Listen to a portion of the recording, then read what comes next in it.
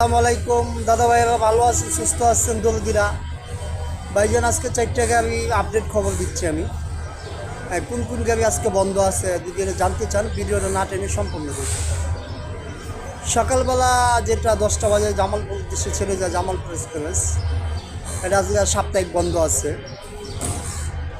আসবেও না যাবেও না, মানে টোটালি বন্ধ।